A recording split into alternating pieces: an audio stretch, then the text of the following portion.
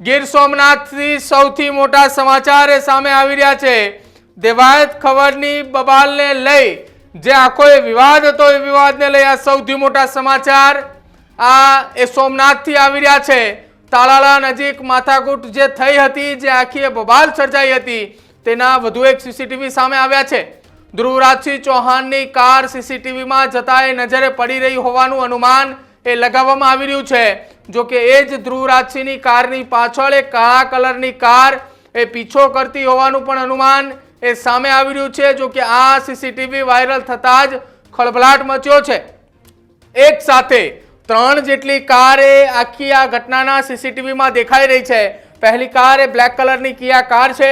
એ પ્રાથમિક અનુમાન એવું લાગી રહ્યું છે, અનુમાન એવું લગાવવામાં આવી રહ્યું છે કે આ કાર એ ધ્રુવરાજસિંહનું હોવાની એ તપાસ એ વિષય છે।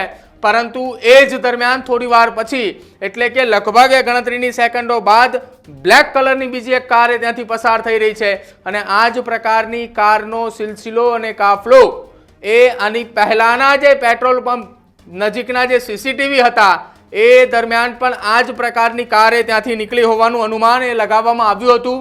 જો કે ઘટના બાદ આ વધુ એક સીસીટીવી સામે આવતા અત્યારે ચર્ચાનો વિષય બન્યો છે। બીજી તરફ પોલીસે ગીર સોમનાથ અને તાલાલાના આસપાસના વિસ્તારમાં તપાસની શરૂઆત કરી છે।